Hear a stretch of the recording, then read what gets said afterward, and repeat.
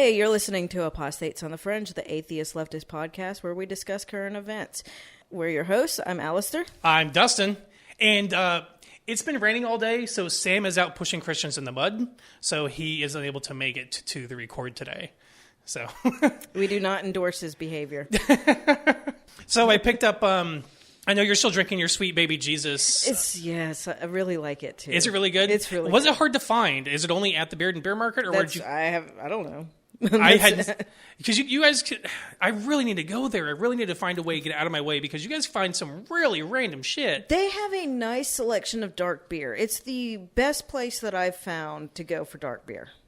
I got you. So I go to this a liquor store on Middlebrook Pike that has a pretty good selection, and it rotates, it changes. So this time I picked up this one caught my eye. It's the Tailgate Brewing Company. It's something we've had before, and I tend to enjoy it. It's an Imperial peanut butter and banana milk stout, and it's pretty good as a peanut butter stout.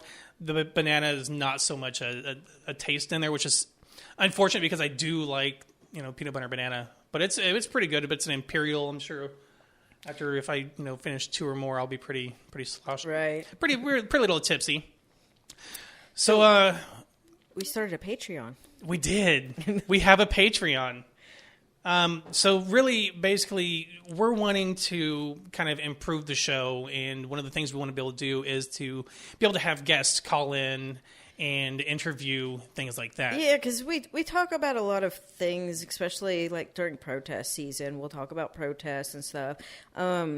With the energy crisis down in Texas, I had friends down there that could have talked, more knowledgeably about what it's like being there. And yeah, it'd be great to have these people. Like the the lawsuit that's happening against the adoption agency here. Right. Like I have two friends involved in that would definitely call in or come on Zoom. And yeah, we'd like to get some of those perspectives on the show as well.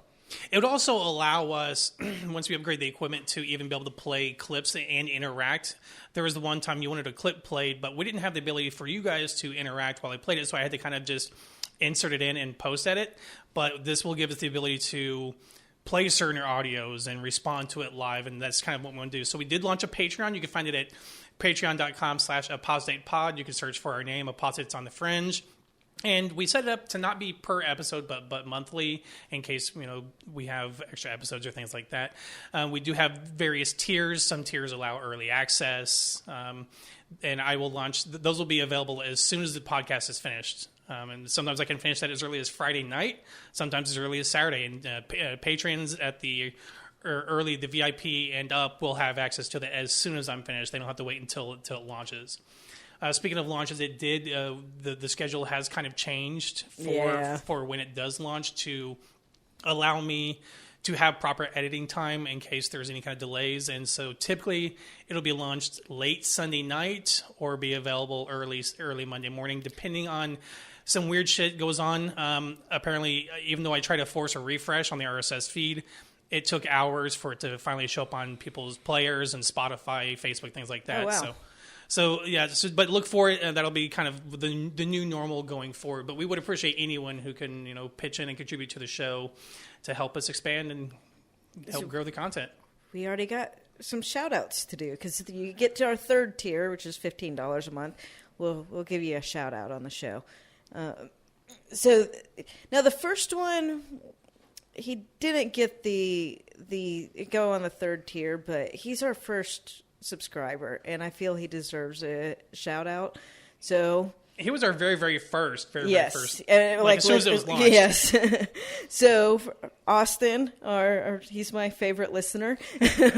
He gave us a show idea. He gave us an entire show based on. It's one of my favorite episodes. Actually, it's called "The Liberals Won't Save You." I'm not sure what the episode number. I typically have those memorized, but it was basically his questionnaire. His question brought that whole episode. And he kind of continues to give me talking points because he'll ask me a question and we'll get in these long little text conversations and it'll get me thinking about stuff that I want to talk about this next week when we're having the conversation. So. Yeah, eventually what we kind of want to do with the Patreon is eventually once we can get the equipment and have callers, we'll even invite patrons at a certain level would like on for a segment, that'd be something I think we can kind of like to do.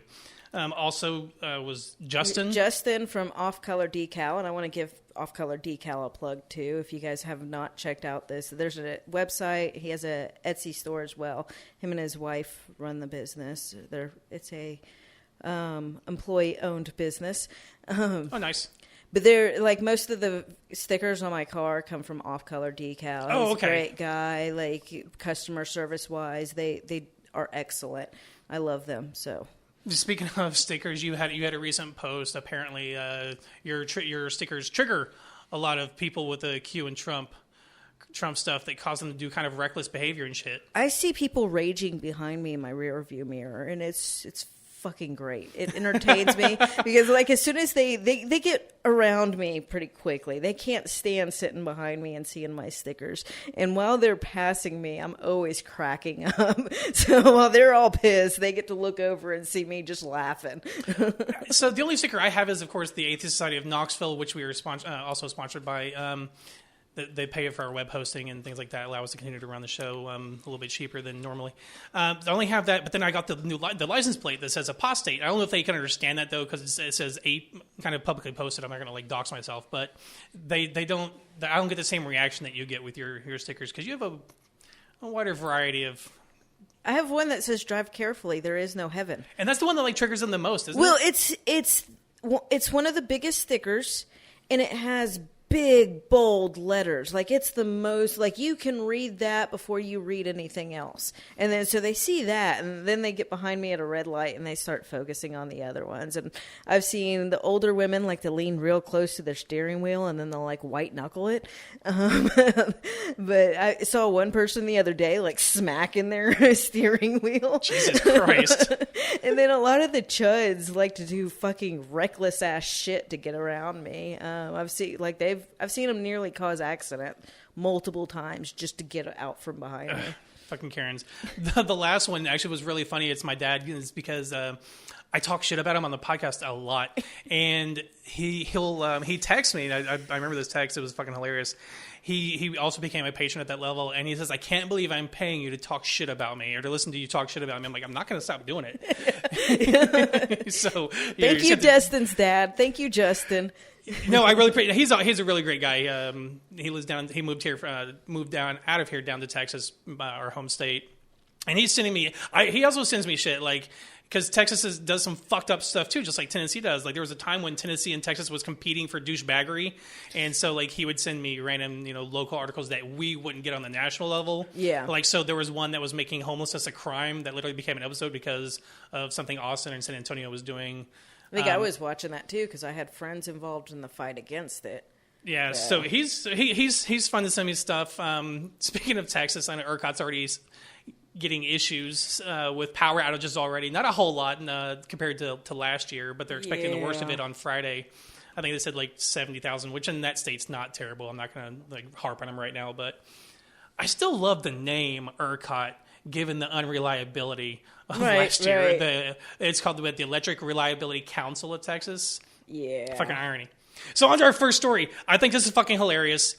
Our favorite pastor, Greg Locke, what did this fucker do? So it was, I believe, not this past Sunday, the Sunday before it, he decided to, maybe it was this Sunday, I don't know, but he made this big announcement during church that they were going to have a book burning. I guess like the mouse stuff in some way. No, I don't even think it was that. I think he just got inspired to burn books, he was talking about crystals and tarot cards and went on this big rant about the Masonic Temple and bring your grandpappy 33rd degree Masonic Temple, bring all his stuff from the Masonry. Didn't he also say bring all your Harry Potter books too? Harry Potter and Twilight. Yeah, he went on this big long rant and it got a lot of attention. There were some news articles about it and everything. And then, like, he posted some updates on Facebook being like, this riled up the Satan. And so he kept saying that, like,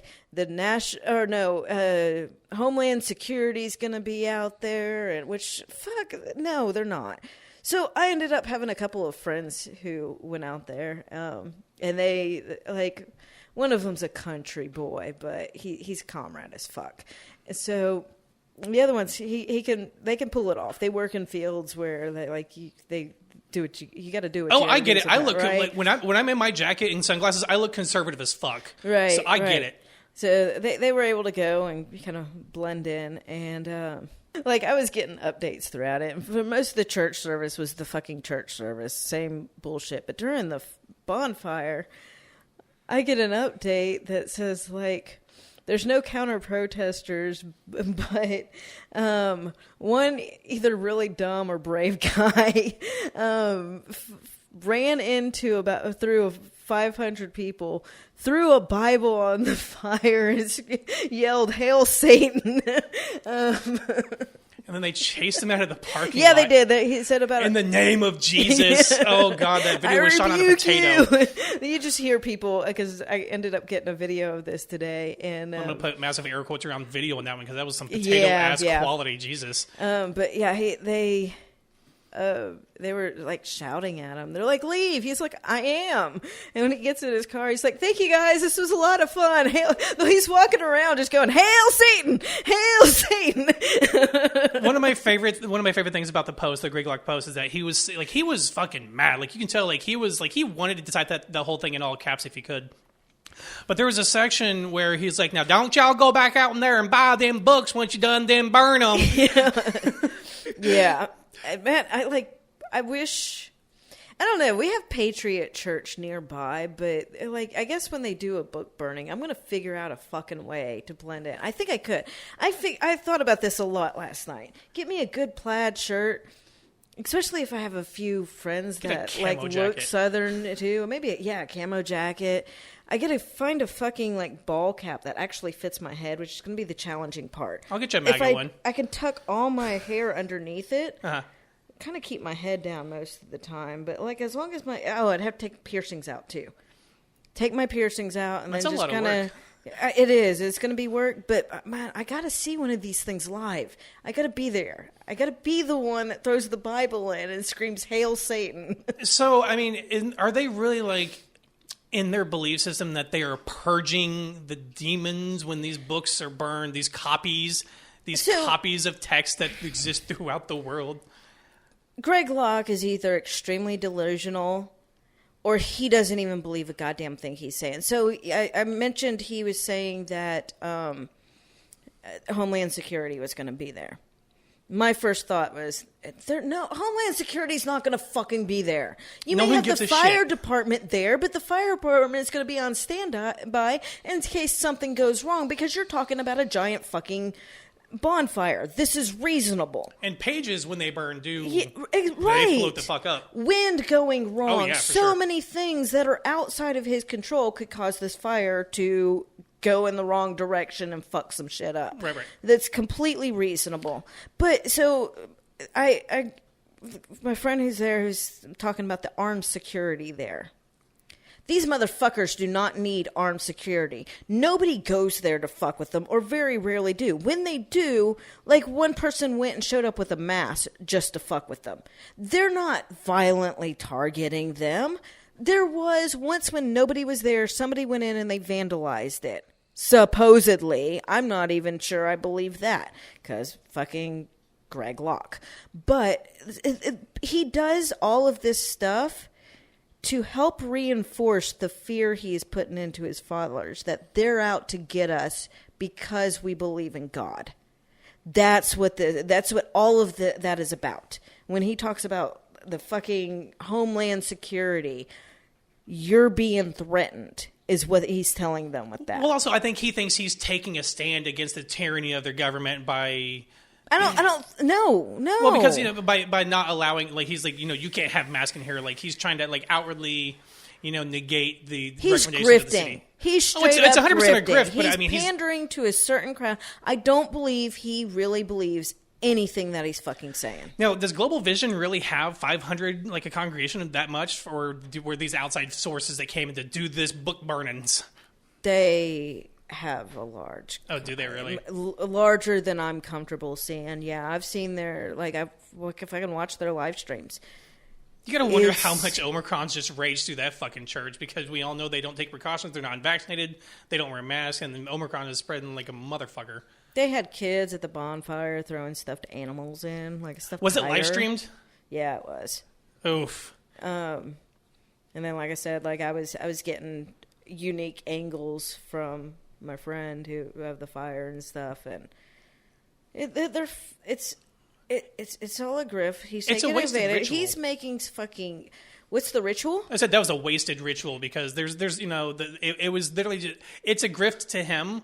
Obviously, for him, it's a grift. To them, though, they literally do think that they're purging the world of demons, and I think I mean, because I think a lot of them do believe this because cults work like that. The leader of the cult may not believe anything they're fucking saying, but they'll keep repeating the stuff because they're benefiting. Yeah, they say it He's enough. Fucking benefiting greatly. So they get so much fucking money.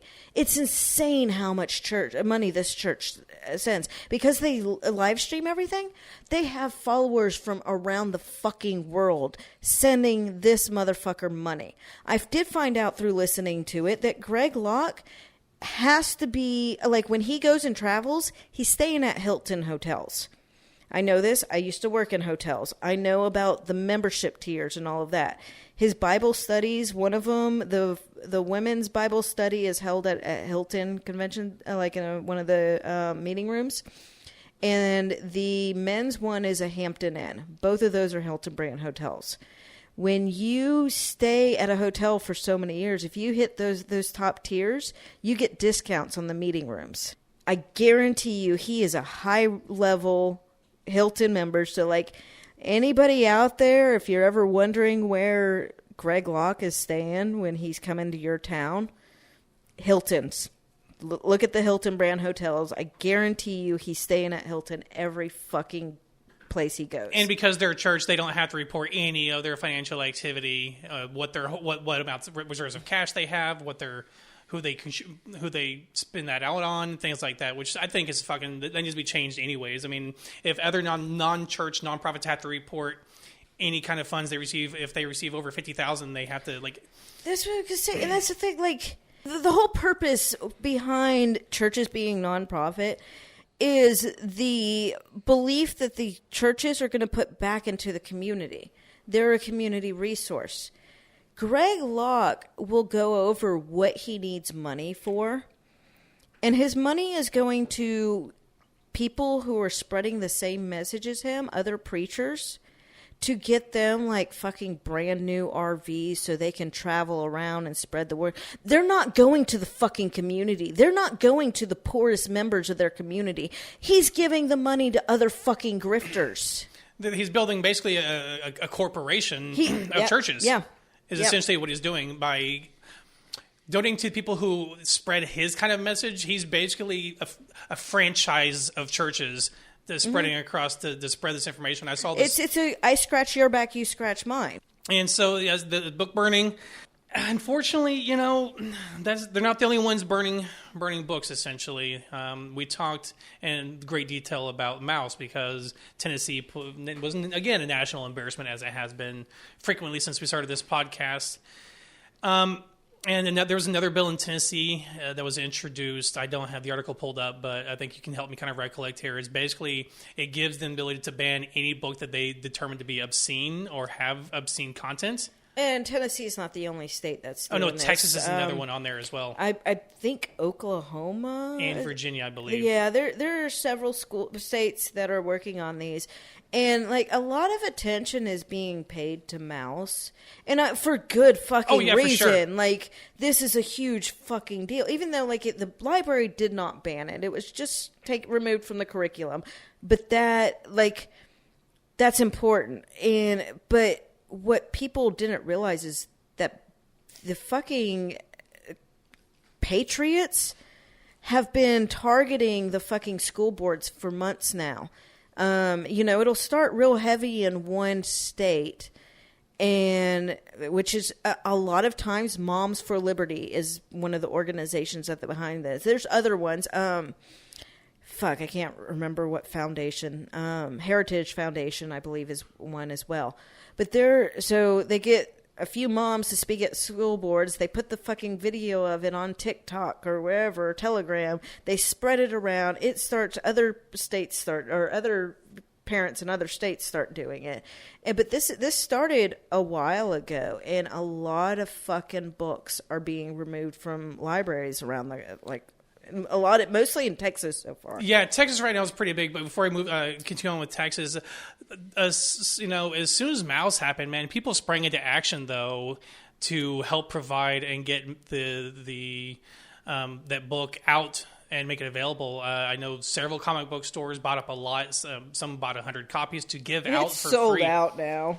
Yeah, I mean, so this could have been actually. I mean, McMinn's county school board's a piece of shit, but this could have been one of the best things, to happen to that book right now, to actually get it out there, and people who had never heard of it or seen it, especially when we're in an age where not only is there Holocaust denialism, but then there's also the other camp who will literally, compare mask wearing or not being able to be served because you don't have a vaccine to the Holocaust, and because they don't understand the gravity of the situation.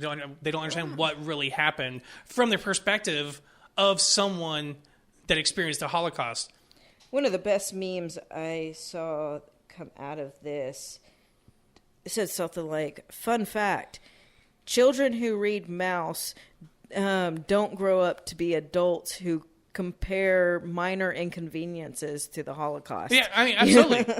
You shared another post, a long Twitter thread by someone, Pajamaism. What was the? I can't remember who it was. Oh, I know what post you're talking about. Right, but it was very detailed, very lengthy, and very kind of on point. Where they're introducing these alternatives, but these alternatives are from their perspectives of not the Jews who It's usually of the Christians who did good, the Christians who saved some, helped protect some Jews. They're not focusing on the atrocity that happened to Jewish people in those. Boy in the Striped Pajama was brought up. Diary of Anne Frank. You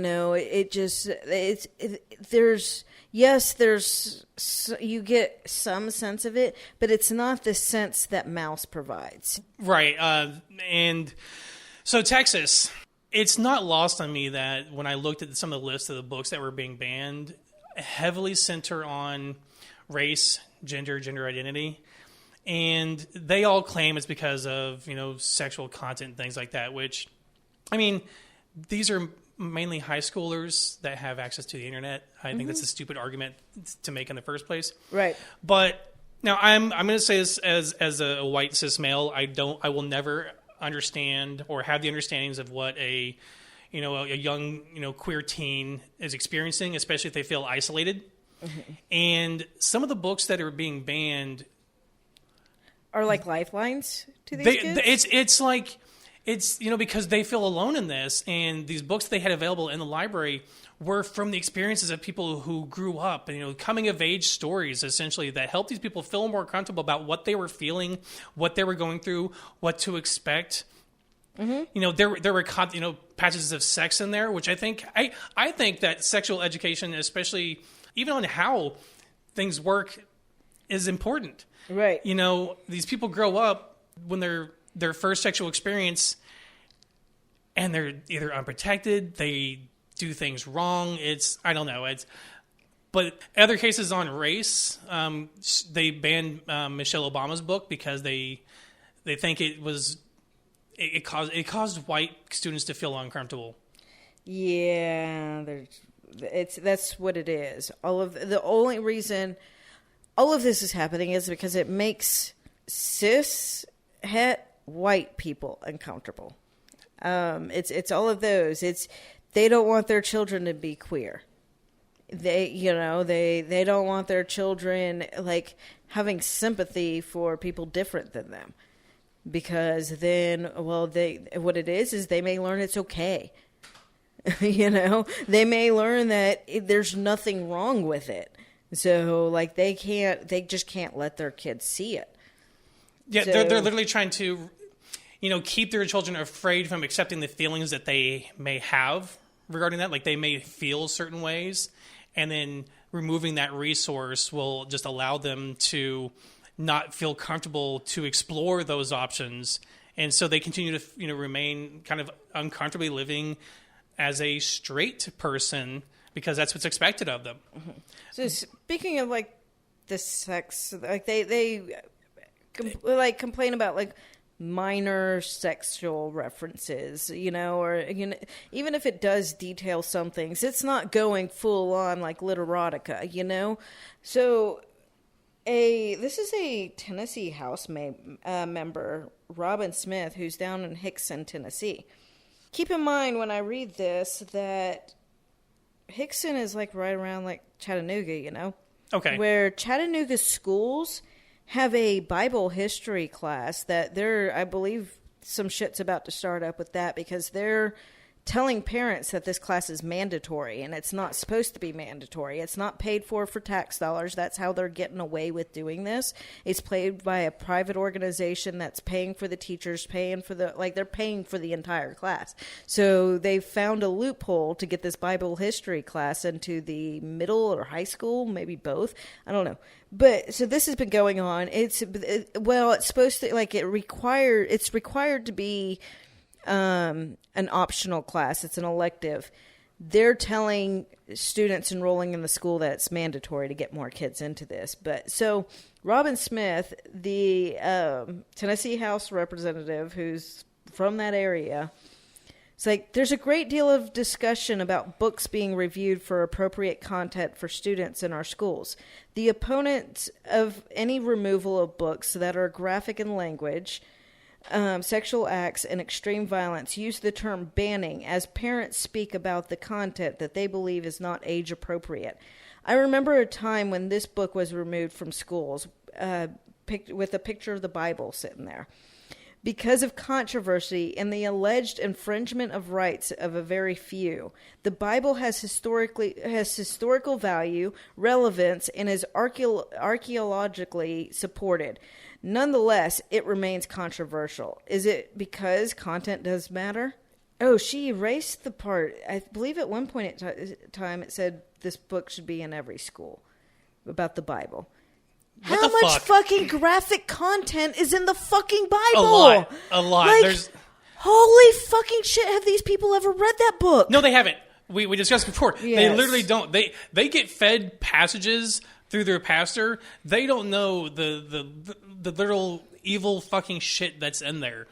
The sexual content that's in there. There's a lot of sexual content. There's a lot of very fucking graphic violence. Oh, yeah. A genocide. There's slavery. The things that they're saying are wrong with children reading, other books. They're wanting to push upon kids. But they don't actually want the kids to read the Bible. Except the passages that they point out that they can, are... It kind of comes back. So this is all kind of part of their push to whitewash, history and basically the teaching in America. And they're trying. They do it under the guise of obscenity or sexual acts, but a lot of it is, I think, fascism. It's just fucking fascism, and I think it's in tune with their why they're trying to push and ban any kind of critical race theory, because they don't want white students specifically to feel uncomfortable when the history of the United States, as the white population, we did uncomfortable shit to people. They don't want their kids feeling sympathy. They're not worried about the discomfort. They don't want their kids having sympathy. That's what they say, uncomfortable. They use that word. They use a lot of fucking words that don't mean what they're intended to mean, like what everybody else interprets them to mean. When they say uncomfortable, they mean sympathy. They want, because how do you continue on with white supremacy when your kids feel bad for what white supremacy has done? Mm-hmm. Yeah, unfortunately though, that while protecting those white folk, they're removing a lot of resources that minorities and the queer community truly kind of need and rely on, especially when they feel isolated. Because when you're in places like Texas, especially in some rural areas, that shit's still frowned upon. You know, being queer can still be frowned upon. Isolation still exists. Parents can still shun their kids when they learn that, so they have to kind of stay in that closet, so to speak. I know it's getting when you have kids who, their parents. I grew up not being able to be fully me. I understand that, and when you're living in that life, you can't necessarily bring those books home. But you can go to your school library. You can check it out, and you can keep it in your locker and read it on all your breaks. Right. You know, these are also the people that think that their children shouldn't do anything outside of their view that they wouldn't do at home, and the kids need to fucking explore. I keep an eye on my kid, but I also give them freedom to explore who they are, because that is important. And when they're questioning who they are, what better fucking method of learning, or not just so much learning, but experiencing what through the eyes of another who may be feeling the same thing, by reading the text of someone who shares that experience, who outlines what they were feeling, what they went through, what they had to fight through to get to be successful and happy with their identity or who they are. Either they're black, whether they're queer. You know, they're banning these books that, from their perspective of those people, and removes that resource. One of the big things there is a lot of these books do kind of I believe, I haven't read most of them, but I'm assuming they probably have it's going to be all right. We can be who we are now at the end at some point, where I don't know how, I don't know. But if these kids experience, if the stories tell a story similar to theirs and it has a happy ending, that gives kids hope, because it's the fucking right likes to talk about how queer kids are most likely to commit suicide. And that is true. Right. It is true. But it's because of environmental factors. It's not because they're unhappy that they're gay. They're unhappy because their family doesn't approve. Their friends, they feel like they can't be honest with, themselves, the public, about who they are. It is depressing to be there. It is it does not feel good to hide who you are, to be someone that you don't feel is you. And when kids read these books and they see that there could be something more, that there is something to hope for, those books were probably fucking saving lives. I mean, I don't disagree. I do not disagree one single bit. But they're all hinging. Every one of these is because they mention sex, and I think one of them was had some explicit details in there. Can we just erase the fucking stigmata of learning about sex in high schoolers, because they're fucking doing it anyways? Yeah, I mean, fuck. My kid, I when they came to sex ed for, I guess it was 10th grade year, they were doing sex ed. I got the email from the wellness teacher letting me know that it was going to be happening, and she's like, you can opt your child out. And I replied, I'm like, is this an abstinent-based program? She wrote back, yeah, according to Tennessee, it goes along with Tennessee standards. It is abstinence-based. And I was like, okay, I'd like alternative assignments for my kid. My kid went to Planned Parenthood's FYI program instead, where they teach about condoms, contraceptives, everything that you would want to know about sex. They teach it without showing you fucking porn like many people probably think. And so my kids, the whole point of the FYI is to get kids, you educate kids and you send them to the school so that they can educate their peers. Kids come to my kid, who is a fucking virgin, with their sex questions because they can't go to their parents with them. They don't feel comfortable going to a lot of adults, but they feel comfortable going to my virgin child, who will answer all of their questions honestly, and they have the knowledge. And you know what? You're welcome. Your kid's having safe sex rather than possibly being pregnant at 16 because they can come to my kid. Yeah, and these are all happening in red states, and all red states tend to have the same kind of abstinence-only based, where these kids aren't really being taught truly about how to have safe sex. They also have the highest teen pregnancy rates, right? And abortion, and abortion, yeah, right. But then also, God, I I don't know how detailed these books should be, but I wish I knew how to have sex when I had sex for the first time. I was fucking clueless. Right. I didn't have porn now because you were a little bit older. Porn now, kids can find shit now easily. Yeah. We didn't have access to porn and things like that too, because and that was uncomfortable. I'm sure not as fucking gonna ask my parents any of these questions and like that. But if I had a resource, like I'm reading a book and and there was a relationship in there and they talk about some things, like it's not pornographically. I mean, this isn't a fucking graphic novel where they're showing explicit images and things like that in these books. So I don't understand. It's purely an excuse, I think. It's an excuse. That's all it is. It's an excuse. I mean, they do not want their children getting a viewpoint that is outside of what they're teaching. They want to control every bit of what their children and all the children are learning. And I mean, and a lot of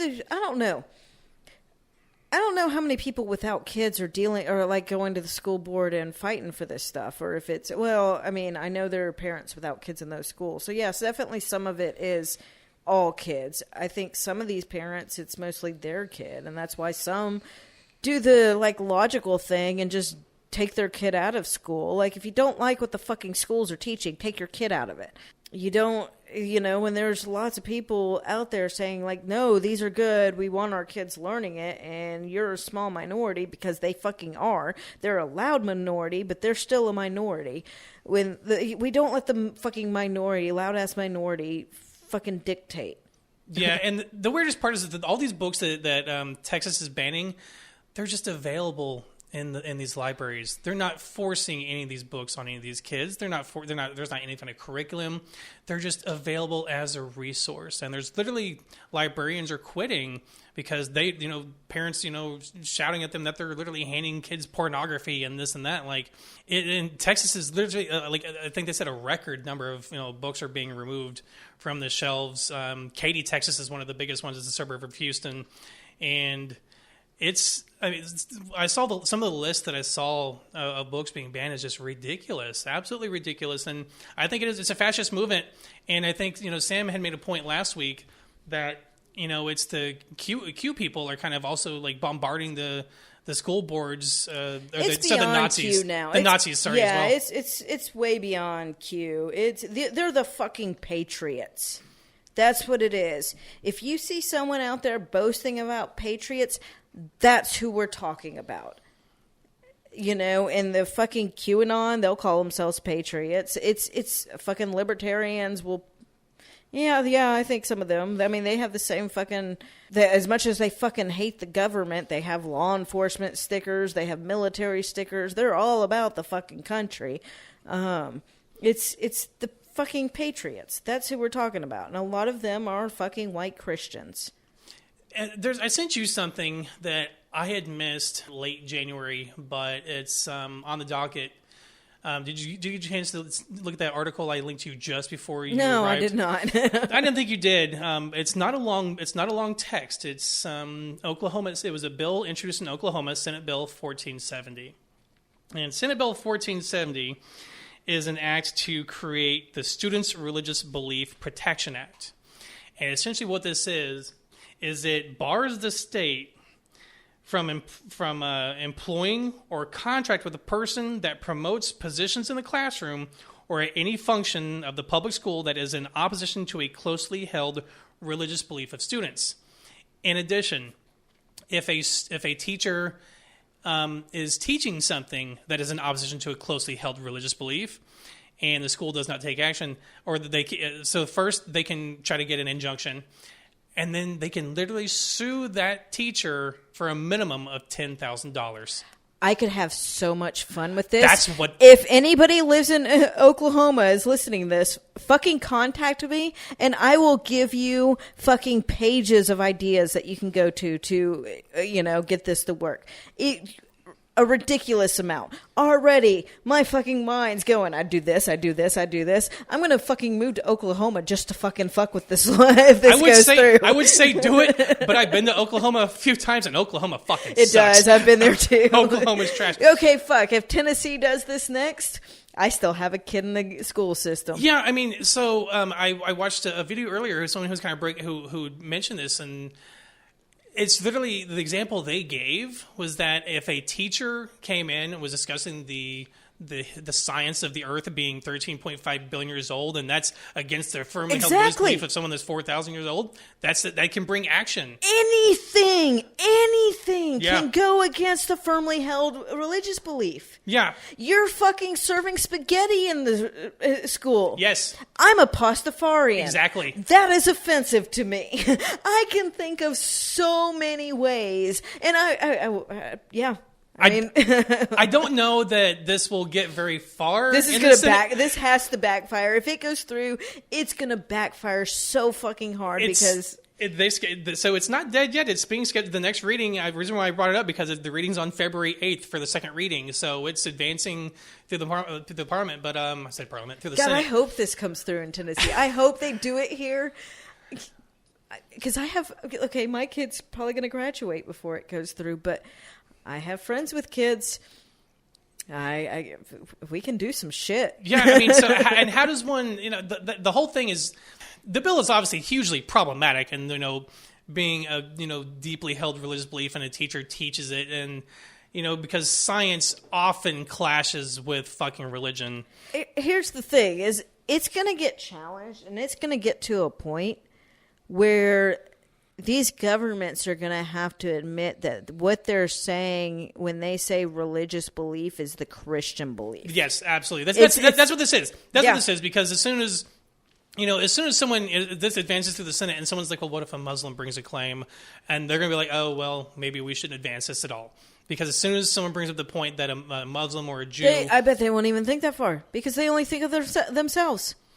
I mean, there's got to be some lawyer advising someone in the Senate and in Oklahoma when this goes through the process that this is definitely not a good idea. Have you seen some of the shit that is going through these states? I know. Some of the things that have been introduced and we talked about is just complete. These are the fucking state leaders that are being, I know elected. What Knoxville's law director is like. I know the advice he gives Knoxville, and it's not good fucking legal advice. That's why they have a goddamn injunction against them by a judge now. Because their fucking lawyer is worthless. And, because they don't hire, or they don't get fucking law directors, these states, that are knowledgeable about the Constitution and the law. They get lawyers that support their beliefs. And that's not how the fucking legal system works. And so far, even the Supreme Court, which I do not agree with everything they've done, but considering where it's at right now, I've been impressed with some decisions that were made. And they honestly shocked me because I expected them to go another way. But there are some there that are really looking at the constitutional law and following it. And as long as we have people on the Supreme Court who are doing that, certain things are not going to change.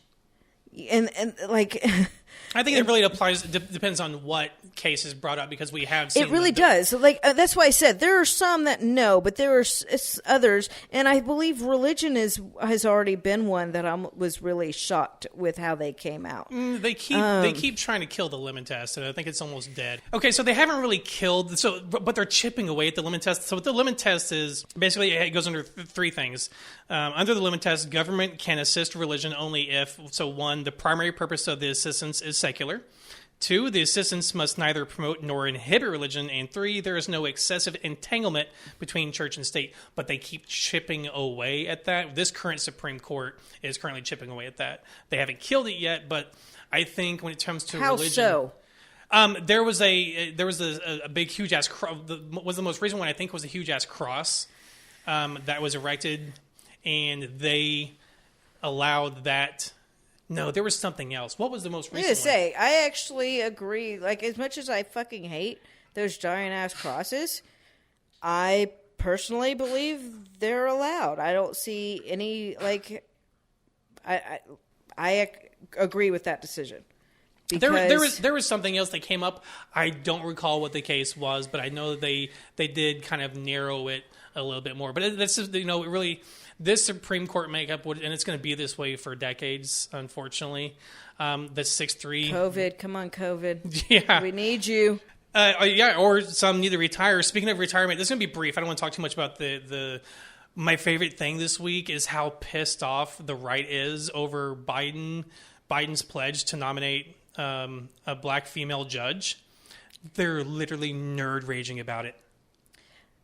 I've seen all that, and it is entertaining, but it kind of made me think of something I wanted to bring back up, because I had said something about letting minorities dictate, and that's something you may hear from fucking racists say, too, when we talk about, like, when they talk about affirmative action and stuff like that. They'll talk about catering to minority. Uh-huh. There's a complete difference in my mind between people looking for rights for themselves and, fighting for to have equality, and and people saying other people can't do this. Other people can't teach their kids this, It's one thing to say, hey, we all deserve the same, and there's something completely different with, I don't believe in this, so nobody can do this. That's what I mean when I say letting the minority dictate. Those are two completely things. Do not get my argument confused with fucking the racist argument. They're not the same. Mm-hmm. I know we have people who have views different than ours who listen here, and I don't want them being like, aha, they understand. No, fuck you. It's completely different. So the problem is that, like, people like Ted Cruz, who's has a problem with Biden saying he's going to nominate a black female judge.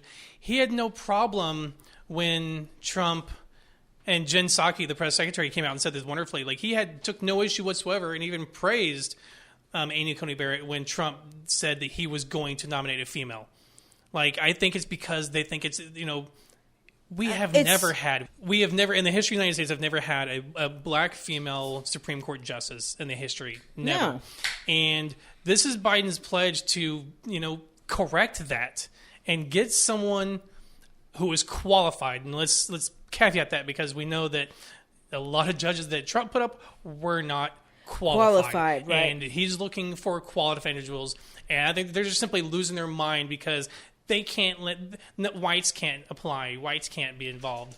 Like, whites are completely involved in every and I hate to agree with Sam, but I there's still a whole lot I dislike about Biden, but Sam was right a year ago when he said he's going to be the best president we have in our lifetime. He's not a good president. No. He is better than the other ones. We have, like, his placements of people so far is the most diverse that we've ever had. And that says he's fucking dropping the ball in some area, and he seems to be really fucking trying in some, though. And I believe in giving credit where credit is due. I am not saying, I hope he's president forever. Yeah, no, I agree. I'm thankful for the things he has done that have been good. I wish he'd do things better. I think he's done some things better than even Obama did. I think he's definitely done better than Bush. Low bar. Yeah. These are, unfortunately, what's sad is that these are low Reagan, bars. Like, these are the presidents of my lifetime. We had Reagan, Clinton, Bush, Obama, Trump. Yeah. Right? I don't... Huh? We had Bush. We had Bush Senior as well. So two Bushes we had. Yeah, we had two Bushes. But that's what we fucking have. That's what my comparison is. And if those are my comparison, yes, Biden is doing a better job than any of them. There's a lot of work that needs to be done, and we cannot expect. Like, I've been seeing a lot of people raging again about the Democrats and how they fucked up. I have one person who is raging on my page because he tried to go in with the Democratic Party, and he's pretty far left, and he lives in this really small town. They wouldn't get him, so he's super pissed off with the Democrats right now. And I'm over here thinking, to some degree, this is strategy. They are not going to dump a whole bunch of money on you, and they know that 80% of their demographic is going to vote against you. Yeah, it wouldn't make sense. It's like I understand. I think Ron Paul would have had a better chance. Had a better chance than a lot of nominees. But as far as presidential, but when we're looking at small time things, no, when you live in bumfuck Tennessee, you're not going to get a radical leftist. You have to make fucking baby steps. Yeah. And that's kind of what Biden is doing. There are some baby steps. Well, he's also kind of, with such a slim majority in the Senate, he's also got to play ball with, some of the heavily centrist and right-leaning, It's a fucking game. We cannot put anything on one individual. You just can't. You can't, because no one person makes all the decisions. That's what the fucking check and balance is. And right now, our check and balance system is fucked all the way up. It really is. It's unfortunate. I fucking hate the balance of the Senate. I really fucking do. I hate that we have a House system, House members that is divided by population of the state, which makes more sense. To have more states that have a higher population, to have more representation, makes a whole lot of sense. To have every state have just 2 senators, regardless of the population, it's so fucking lopsided. I fucking hate the idea of the Senate. And right now, with just a 50-50 split and the filibuster rules, and for most of the things, it's really been a kind of crippling his agenda, his ability to push the agenda that he wants. I mean, some of the bills he wanted to go through, the Voting Rights Act was fucking huge, and to hear, God, he nerd rage, man. When that didn't go through, his speech about that, that one was, and it was nice to see basically him not reading a teleprompter and just raging about what he is impassioned about, and to make it at least make sense. Of course, we're coming back off 4 years of Trump, who couldn't form a coherent sentence. Right. And Biden stumbles. Biden does stumble. Yeah. I will say that he does stumble. He stutters because he has. That's something people can't always control. Having a stutter. But I watched a press conference today where he announced the basically the death of global ISIS leader. Yeah, I saw that. Abdullah, and it wasn't. I compared and contrasted it to when Trump announced the terrorist leader that they killed. He's like, "We killed him like a dog. It was a beautiful dog." It was the comparison between that and him is just what a breath of fresh air to have someone who can speak in coherent sentences and not try to make it all about himself.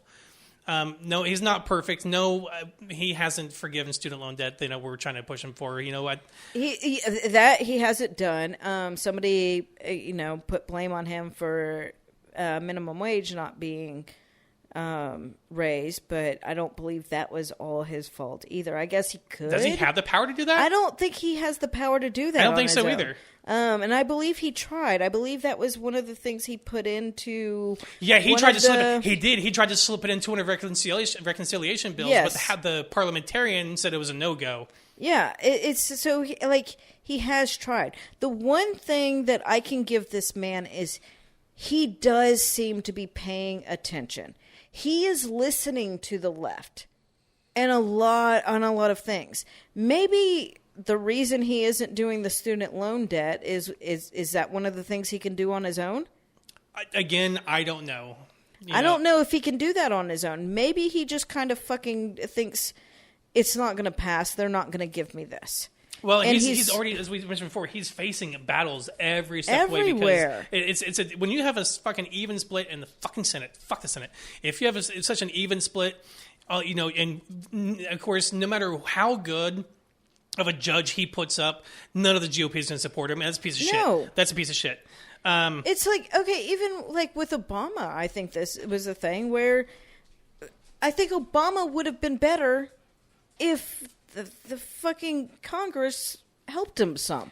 But if they were so set, when you have fucking House Senate all set to block anything Yeah, they're you do, deadlocked. no matter what you fucking do. It doesn't matter how good it is for your people. Like, it just, there's nowhere you can go. There's You not. can't, like... And it didn't used to be this way. It didn't used to be this way, especially when it came to appointing judges. Like, some of the sitting members on there were, like, Ruth Bader Ginsburg, I think, passed with, 97 votes in the Senate. Like, there used to be judges who were, voted for how qualified they were, not based on their politics. And that's all it is now is politics. And now, there used to be bipartisan shit on things that, would benefit them. The infrastructure bill that passed, even though as limited as it was, it literally benefited some of the red states who they all voted against it. But as soon as it passed and money started flowing, they started praising the infrastructure money they now have. And then people were calling them that on Twitter. It's like, oh, you mean the bill you voted against? Like, right. No matter what it is, like you said, no matter what it is, no matter how much it benefits them or their constituents, because it hurts or doesn't help the agenda or advance it scores good points, political points for the blue side, they'll vote against it no matter. And it's a terrible state that we're in with this kind of discourse. With everything is like just fuck the other guy. Let's not advance this country. Fuck the other guy. I think it is inevitable that we're going to see fascism rise in our lifetime. Do you think we're losing the war? That's my next point I want to bring. Do you think we're losing the war on information to some of these people? I think that they have an incredible head start, that we are going to have a very difficult time. This didn't start with Trump. And that's what so many people want to blame Trump. It did not start with Trump. I think this made them louder. It opened up. It publicly opened up what was already happening. Okay, yeah. That's what it was. But the Christian right had essentially a playbook that was being passed around that was discussing like laws to introduce to start to break down the separation of church and state. This was put out years before Trump was running. This has already been. They were working on bringing in fascism before anybody on any Democrats were paying attention. But I'm also talking about the rise and. It's all connected. Now, the rise and almost the unstoppable misinformation. It's all fucking connected. It's all the same goddamn thing. It's the same people involved. It's all fucking connected. How do you think we turn the tide on that? Because it does seem like we are kind of losing that front. We have people who literally dedicate their time. There's a virologist who will respond to almost they have an account just like you do, where they on TikTok where they go to the right and find misinformation, and they will bullet point every one of those things and how they're wrong to counter this kind of misinformation, regarding vaccines or the COVID.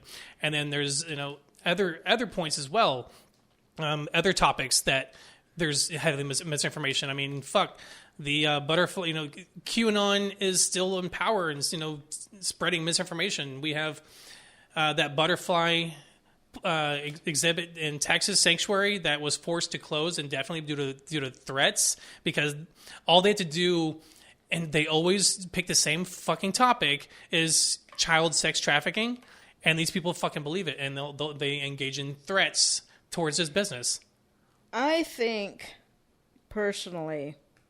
And I am going to piss some leftists off with this so much. I already know it. Don't worry. If it's too bad, I'll just edit it and post. No. I'm kidding.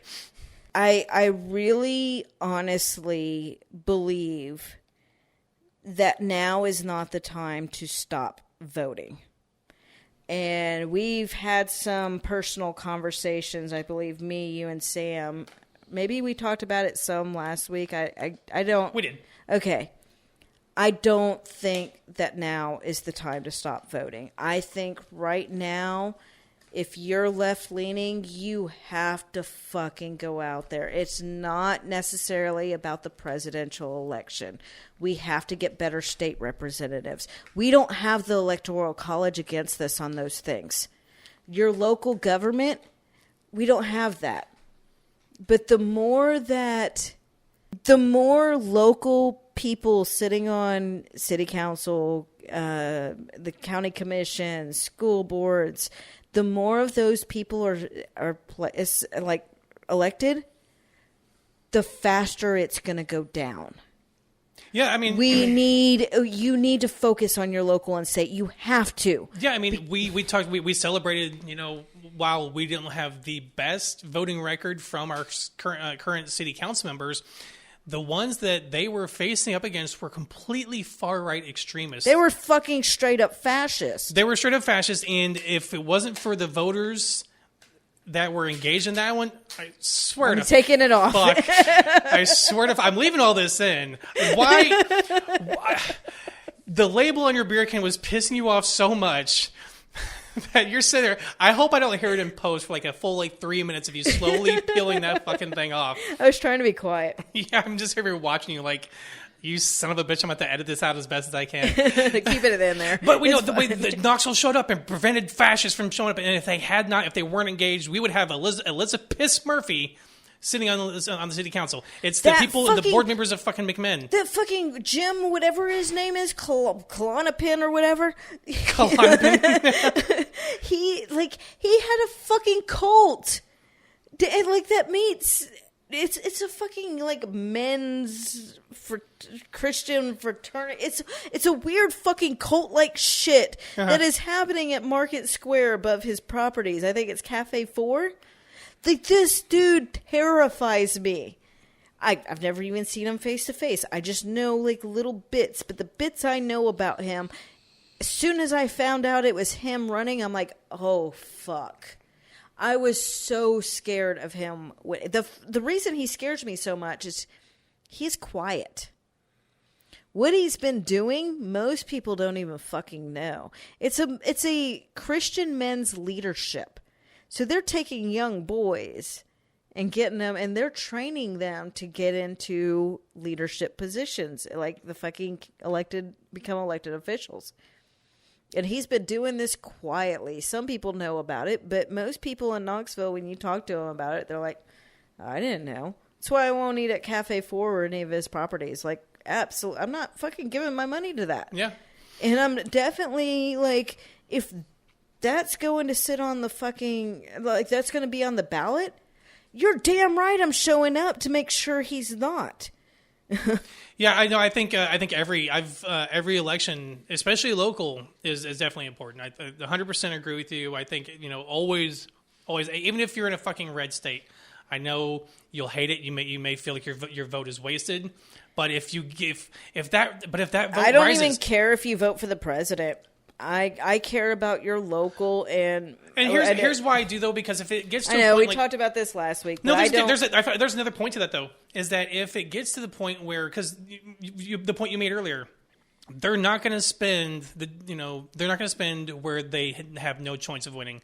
But if it gets to a point where the state might turn purple or gets closer to purple or edges closer, then that money can pour in. They can give that candidate a better fighting chance. So I say always vote to help tip that point to get to where where spending money in the state becomes a logical thing to do. Because right now, when especially when you have counties that win vote and by over 8 points, by 80%. It makes no sense to spend. So why would they? That's why I say always do so. Always try to tip that balance to make it so where they can help advance candidates and get these fucking people that are actively trying to destroy the country and turn it into a country of fascism, prevent it. Another thing, for those of you who do not like who the Democrats are putting up, if you know that, or if you truly believe that there are more people in your community who see the way you do and that you another candidate could make it. I was thinking about this after after the debate I was getting into with somebody on my page about it, who had run previously. So what Knoxville did, and it's been somewhat successful in some areas, it has failed, but they started the city council movement. And what the city council movement does is it like they select. It's pretty much its own party in a way here, even though some of its candidates are endorsed by the Democratic Party here as well. But they put up their own candidates. They go door to door. They put in the work to get the information out of these candidates, and they've successfully gotten some elected. So, like, there are alternate. If you don't fully agree with that, start your own community thing. Go out and talk to people. Find out what they want. I went to the very first one, and I'll tell you how it started in case you're interested in starting this where you're at. The very first one, it was a few of our local activist leaders. They had pretty much like a conference. And it was actually the same day as Women's March, and I think it could have been better if they didn't, that very first Women's March. But so they had everybody there, they provided lunch, they had some speakers, and then afterwards they had people break up into groups, like different work sessions. And they had like one on community development, one on policing. And I think we cycled through them a couple of times. So if you didn't get to go to one, you can go to another one. They found out what people in the community all wanted. And they kind of narrowed down, this is what we want to see from our candidate's platform. Then they went and put it all on a board. And then they're like, this is what we're looking for in a candidate. This is the platform we want our candidate to run with. And it's gotten people elected. And I think to your point, it's even more important, especially coming up, because school board is very important, as we just saw in fucking McMinn County. I don't know if it was Tennessee as a whole, but Knoxville for sure have now, I think, the school board, they have to... Like, they have to be partisan, right? The state made it. That was a state thing? That was a state thing. Okay. Which is fucking stupid. I don't want a partisan school board. I don't want a Republican. I don't want fucking politics in schools. No. 100%, you're right. And it shouldn't be politics and school should be two completely 100% agree. 100% agree. And that was a dumb shit move on Tennessee. I think, and it even drove away people who were current candidates or were thinking about running because they don't want that kind of partisan level shit going on in the school board. 100% agree that's a fucking stupid thing.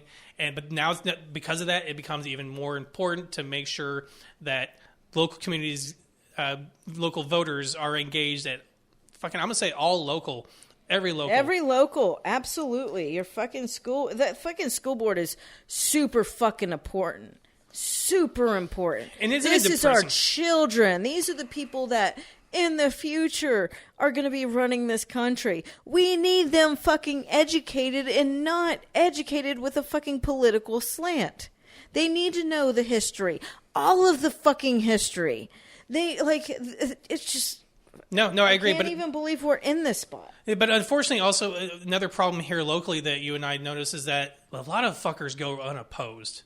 Mm-hmm. In a lot of situations, and there's just not a lot of people engaged in trying to run against those positions. I'm not sure, if because a lot of these positions aren't partisan, but they are in so much as they willfully broadcast their Republican stances, right, in order to get that vote. And you notice it's mostly Republicans who do that. Yeah, absolutely. That's what I'm saying. Like they make their signs very apparent on what aisle they're on, because they know that those people will vote red. They don't care what their agenda is, what their stances are. They don't even care.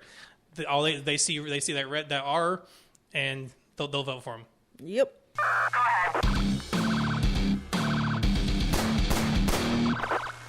Yeah, this is example of the week.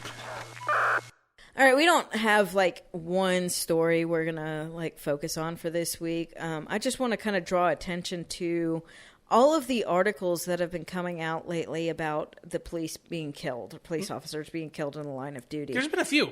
There's been a lot, and it's not just right-leaning. Fox News is sure to circle jerk that shit. Yeah, they're going heavy with it. A lot of right-wingers, news sources are going extra heavy with it. Mm-hmm. But it's not just the right that's having these articles out.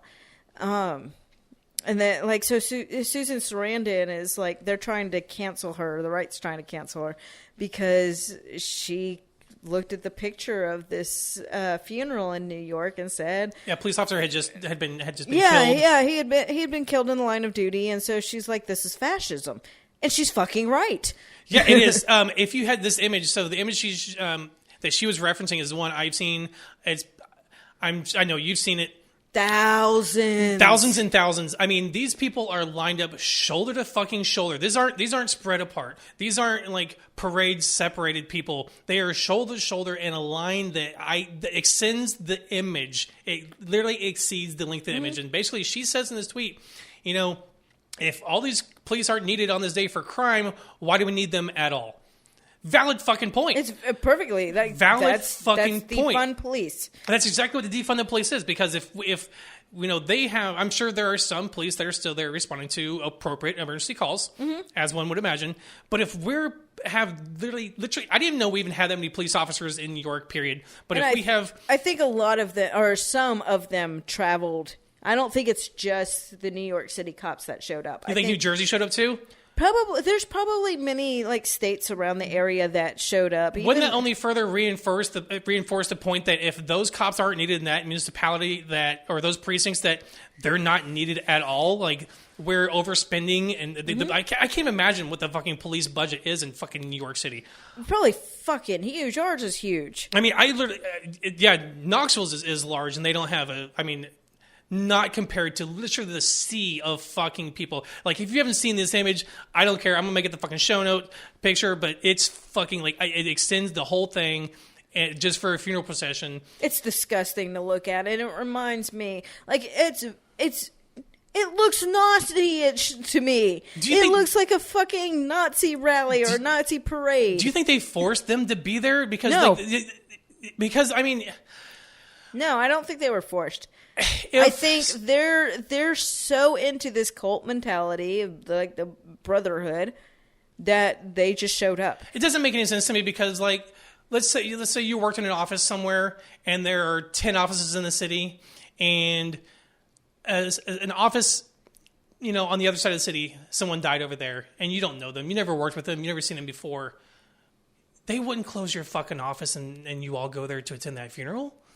I've worked in a place where someone died, and it was one of those businesses that they're just not going to close down. Many people wanted to go to the funeral, but people still had to fucking work. Right. They did take it down to the least amount of people possible so that more people could go to this funeral, but people still had to work. Nothing was closed down, and I imagine that's what the police did. And several stations, many stations had to have gone down to the bare minimum, and they probably functioned just fine about that, and that's probably what it should be. Yeah, if they can control the crime, because listen, if criminals know that that massive amount of police force will not be patrolling or present, wouldn't that make it the opportunity, the time to commit crime? Is there going to be a report that said later that day that there was a huge increase? Probably fucking not. So I truly believe because there's been a lot of police die every year, but you never see that turnout to a police funeral. Like, that was fucking absurd. And I think it was driven by all of the media that's going out about targeted police violence. It's been, the fucking right's been leaning really heavy on it, but the left is putting out a lot of articles about how, like, police that die in the line of duty as well. And I think part of this is kind of, it's to take away from the fact of how many people cops kill. And it's kind of to distract from the fact that COVID was the number one killer. Oh, by a huge margin. Yeah, they're focusing so heavily on every little instance of someone killing a cop. I saw one article, I shared it with the group, about it was a Fox News article that had 3 officers. No, it was something like 7 officers. 6 or 7, yeah. Yeah, it was quite a few officers in a week. And it mentioned police-targeted violence. And I went on a fucking rant to you, I believe, because, like, when I hear the word targeted, I think about, I think it was last week or the week before, an Asian woman got pushed in front of a train in New York. Mm-hmm. We know that was an Asian targeted thing because he tried to do it to another Asian woman earlier that day. He was seeking out Asian women to push them in front of the train. Typically, when I hear the word targeted, I think of this person set out to look for this type of individual, and they were the one who initiated the contact. That's basically definitionally what targeting means. Okay, so I look up each of these fucking killings that Fox News spelled Shootings. out. They weren't all Shootings. They weren't all killed. Okay, all of these shootings, and every single one of these shootings, the police made first contact with the individuals. Now, we have lived in a society for many years now where police have set up this us versus them mentality. I want to go over the numbers for just last year. And the importance of this is because there's a big narrative that there was a record number or a rise in number of police deaths in 2021, but they refuse to go and tell why. They just want the narrative. So, no, it wasn't even that huge, because you know how many police officers in 2021 died from a shooting? Yes. I read the articles now. 62. Yeah. The number of... I would have actually guessed higher. If you would have asked me, I'll correct myself. Had I not read the article that you have or looked at the information that you shared, I would have guessed a lot higher. I really would have. Because of the media. Right. I would have guessed in the hundreds. See, in 1 year's time, across the entire United States, 2021, only 62 police officers were killed by target. There were 2 additional gunfire, actually, but those were inadvertent gunfire, which means cops. Shot themselves. Yeah. Shot themselves those 2 times. So 62 times police were shot by a civilian and died. Right. Meanwhile, in 2021, there were 995 civilians shot by police officers. That is way more than 10 times the amount. Oh, yeah. Way more. Way higher. Way higher. Yeah. You're also, the point I wanted to make earlier is that, yes, they're disproportionately killing the ones, people versus them being shot and killed, even though they claim, they're heroes, that they don't have the nearest dangerous job. What was the number? 500? Less than 600, right? It was less than 600 total died in 2021, I think, of which the number was that high because of fucking COVID-19 deaths, because they're so adamant. 351 COVID deaths, or 358. So it was something. What was it? So you have the demographic, the graphic up. What was the total number of this particular reporting for police The one deaths? I'm looking at is on ODMP.org, and this is the higher number, which is 520 total deaths. That's way lower than I would have thought, though. Because 352 or 58 of them are COVID. 62 are gunfire. Yeah, that is nowhere near the most dangerous job, or even being considered a dangerous job. I mean, 62 would be a drop in the bucket of just the New York officers. Just the image that we saw, 62 would be just a minor fucking percentage. This is the entire country. And there were a couple of others. So, one of the deaths were a fucking training accident, and that entertains me. 14 were struck by vehicle, 17 were vehicular assault. And I want to know the details of those stories, but the 14 struck by vehicles. That seems completely accidental because you pull people over on the side of the road. And yes, that's why many police officers are going over to the passenger side. Because there is that risk. That's common fucking sense when you go to the driver's side when the driver is pulled over on a highway. Yeah, it actually just happened recently here in Tennessee. I think it was Loudoun County. An officer was clearing debris and was hit by a semi. But so you have motorcycle crash, stuck by vehicle, training accident, weather, natural disaster. 5 police officers did die of assault. Want to know those? 22 automobile crash because these motherfuckers are the worst fucking drivers on the road. Trust me, I see them all the fucking time. They're horrible drivers. 3 were drowned. 3 duty-related illnesses. 1 fall. 18 heart attacks. 3 motorcycle crashes. 3 were stabbed. But that's pretty much it. So the number, 3 stabbed and 62 gunfire. 17 vehicular assault. That brings it up to, 82. 82 total that were intentional. We can say, even though we don't need the vehicular assaults, I'm not even sure those are true. Some of those probably were an officer was hit when somebody was running after somebody else started firing into the car. Because that's what it is. If an officer starts shooting and someone runs because they're scared for their life and hits another officer, that's vehicular assault. Yeah, I got you. They're not the narrative that's being pushed that these police are being targeted or that But then there's the other side where no matter what happens in a police shooting, they're just hero capes put on them And the men, Fox News got all salty about Black Lives Matter DC, who basically said that, no matter what happens, these people are called heroes, despite, the other article you mentioned, the sheer numbers of homicides that they commit, and the number of killings that they have far outnumber the risk that they have on their jobs.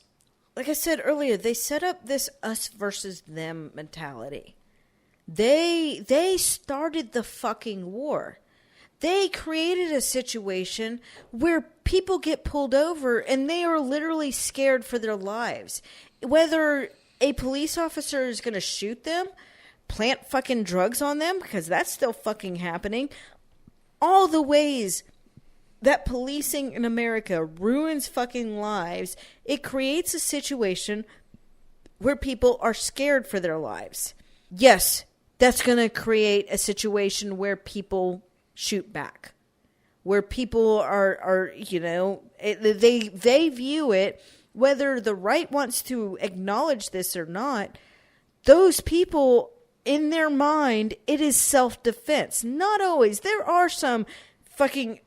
In fact, the most recent incident that I can think of was in 2020 during the George Floyd protests, where there was indeed a police targeted attack, and it was done by Boogaloo Boys because they were hoping it would get blamed on BLM. It was 2 cops in California. They went up to the vehicle and just shot them while the 2 cops were sitting there. Oh, I remember that story. Yeah, and it's like they make it seem like it's the left doing these targeted shootings. A lot of the targeting shootings, in fact, a big one, in fact, like you'll see it with, and another attack that I know of, which is pretty fucking well known, but this happened back in 2013. And so, every now and then, if there's some kind of law enforcement, police appreciation day or something, and the left will also often put up a black police officer named Christopher Dorner. Yes. And this was a targeted attack. He absolutely was targeting police, and he killed several of them, some of their family members. He was a police officer. He was a veteran, went into policing afterwards. He realized there was a lot of racism. He started calling it out. The department didn't do anything. He ended up losing his job. Dude fucking lost his shit and was like, fuck you, and started killing a bunch of cops. I remember that. But I don't think he was far left. you know? Once again, that was a police officer. That is not like the general public that's going after and targeting police. It's not typically happening. When you hear of a police officer being shot, I'd say 99.2% of the time, it is a situation where the police initiated contact with the person. And have engaged, yeah. Yes, they went out to the person, they tried to do something, and the person, in fear of their life, most likely, maybe some of them are just like, fuck you, I just don't want to go to jail, but I'm not scared you're going to hurt me. But the vast majority probably are really fucking worried about what's going to happen with their life and are trying to fight for their life.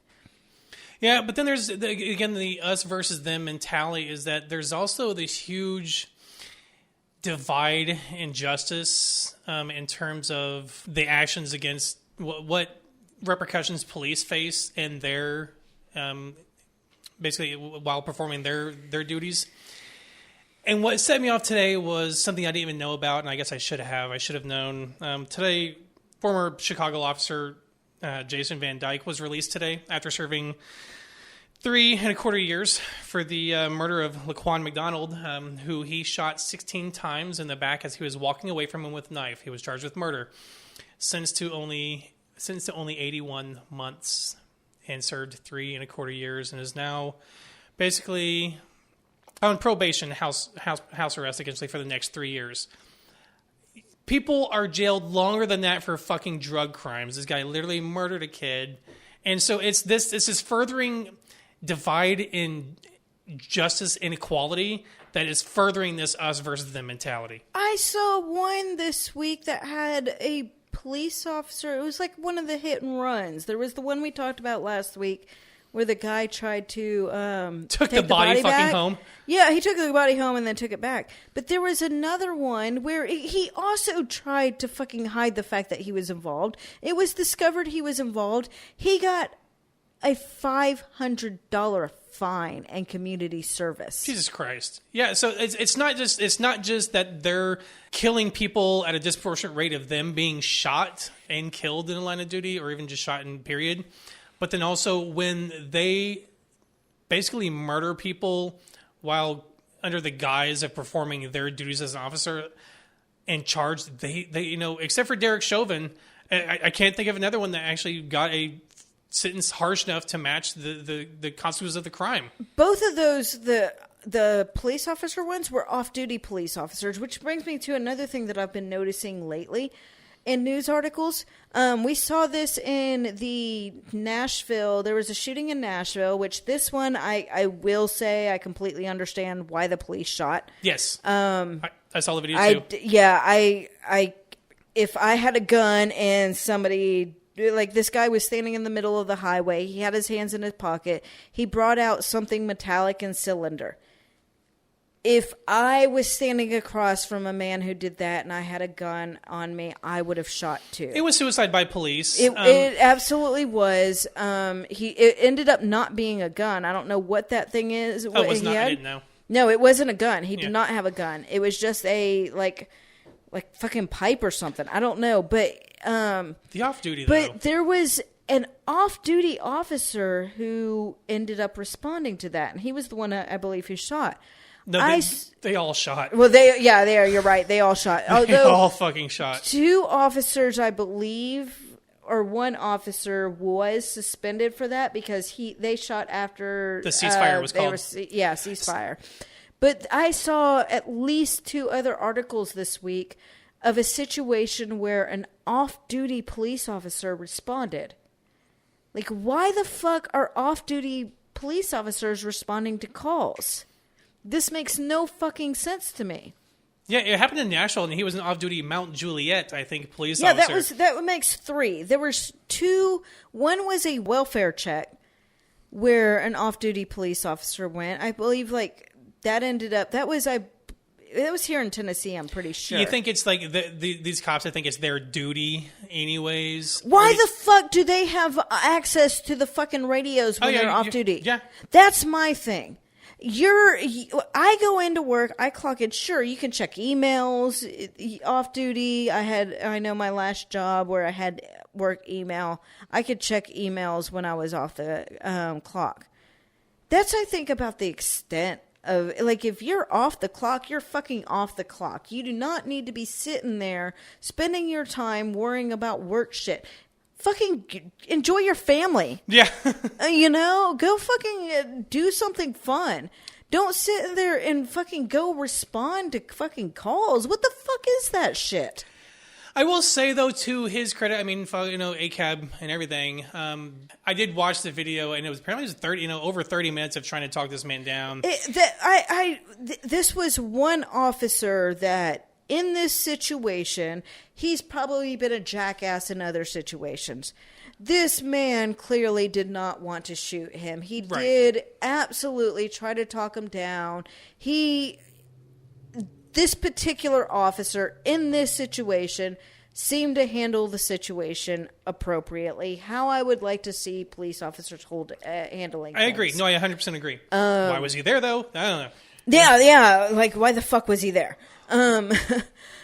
Although, because he was the only one trying to talk the guy down in that incident, I'm glad he was one there, because that guy probably would have died sooner. Very possible, yeah, before, because you can imagine these other cops, especially when they're fucking antsy, they get impatient. They want to advance on him, things like that. The other article, it's not in Nashville. It's out in, it's kind of the northeast part of Tennessee, I believe. So a woman, and people are really upset. The right is really upset with the left, because we're not really talking about this one. And I kind of wanted to touch on that as well. So this is a small, tiny little town in Tennessee, probably majority white, probably not a lot of police killings. The daughter called in for a welfare check. A police officer showed up, an off-duty police officer showed up to do the welfare check. He couldn't get him to come out of the house. The guy finally comes out of the house and he gets in his car. And all it says is there was a conflict. Somehow the conflict ended with the man being murdered. There's a lot of things with this. First, most of the time when the left gets upset about the shooting, there are one of two things there. There are body camera footages or cell phone footage that shows something went fucked up. Mm-hmm. Or there's stories from witnesses that are saying that's not what we saw. There are neither of those in this situation. We also have to look at the fact that, like I said earlier, this is a small majority white. This is like fucking Mayberry. Mm-hmm. In my mind, when I look at that, it seems like it would take a lot for a police officer to shoot somebody. Either way, I think this is a good argument for body cameras. Because if those officers were wearing body cameras, the questions that the daughter, because the daughter is rightfully, I do not blame the daughter one single bit for being upset and wanting answers. I want answers for what happened too. Yeah, because in those instances, we always, whenever there's no footage or no witnesses, we always have to rely on the word of police, because they're the only ones left fucking alive. Right. They're the only ones left alive, and they can tell whatever story they want. This is this girl's father. She's, she doesn't want to believe her dad did anything. And I believe that she should know 100% what happened to her dad that day. Whether he was in the right, he was in the wrong, either way, she deserves to know what exactly happened that resulted in her dad's death. And if those officers were wearing body cameras, she would have those answers. We would all have those answers. But right now, the reason why the left is not causing out there protesting and stuff is because it's missing many elements that like when we go out and protest with Anthony Thompson Jr., there was a witness there who immediately started telling another story, which was later, like, not everything, but a lot of what he was saying was corroborated by the body camera. Limited body cameras. Yeah, yeah. You know, so, like, there's usually with George Floyd, we all watched it happen. We saw the fucking cell phone footage. We knew what happened. You know, it's either we see with our own eyes what happened, or we're hearing stories that are completely different than what the police are saying, and we want to know which one's right. There's also where the police come out and tell one story, and then when the body camera footage must be made available, it completely... There's that, too. It completely right. tells a completely different story. I don't believe there was any body camera footage. No, probably This not. was In those small places, probably yeah. not.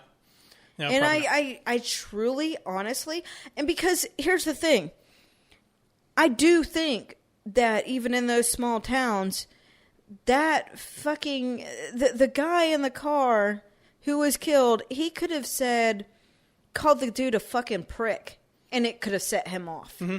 You know, fucking police officers have their shortest ego. fuses. Like, It doesn't matter. You fucking call them a little bitch, and they're ready to pull out their gun. Yeah, there was that cop that literally hit the guy who was on a fucking stretcher being loaded to the ambulance for calling the other cop a bitch. Right. Literally came up there and hit him in the face. He's secured on a fucking stretcher. They're the most sensitive people that will result to violence just because somebody called them a name. You know how many times I get called names? Like, all the fucking time.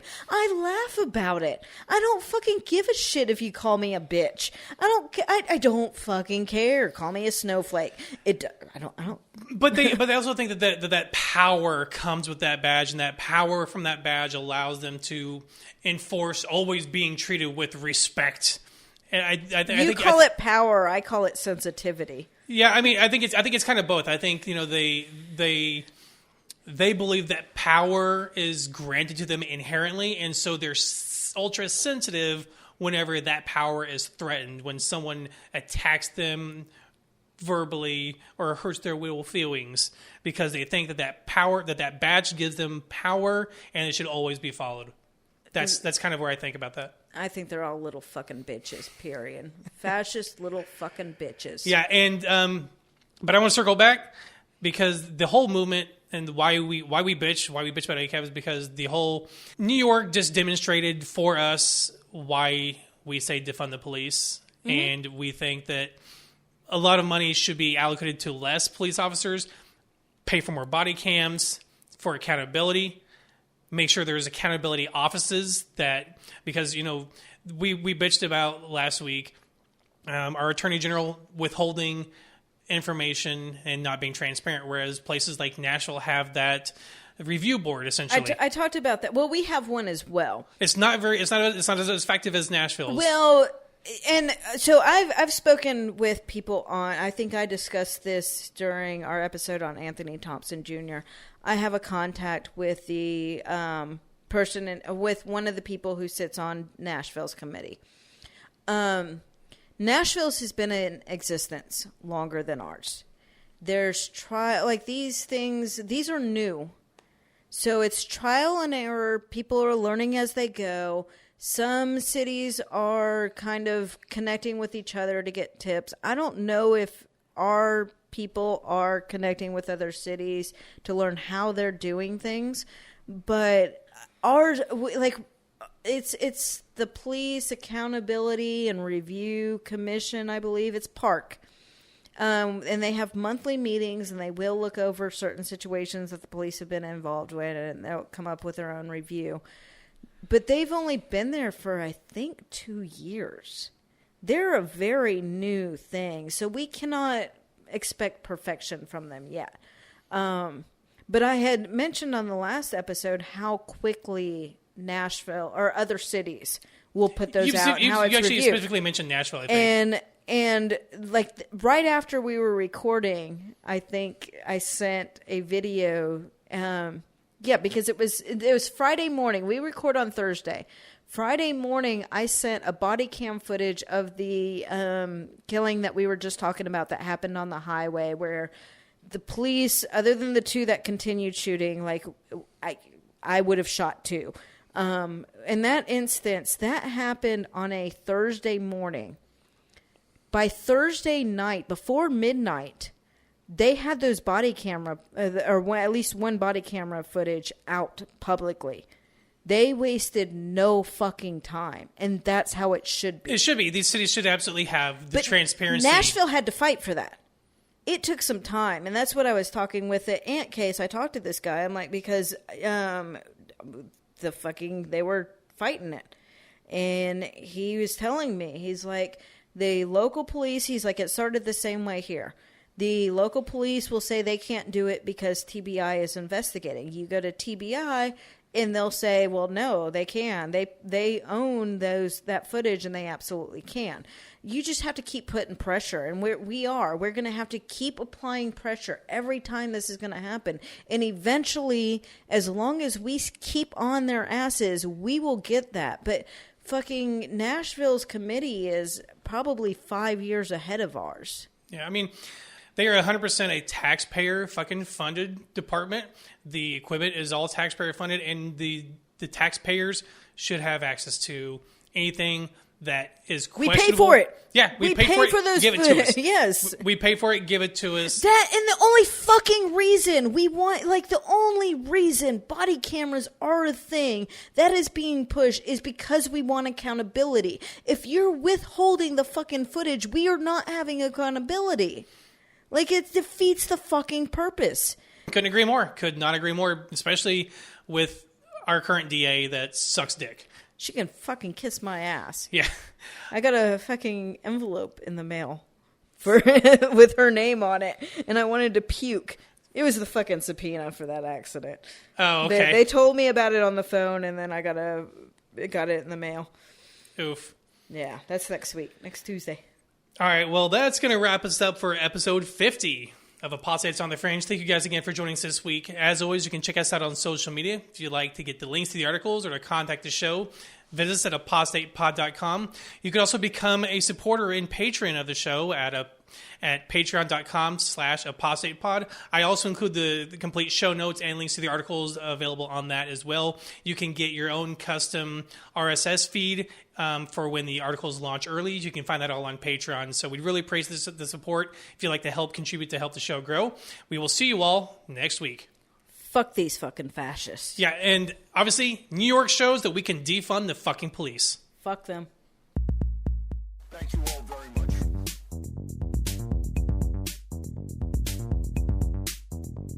Apostates on the Fringe.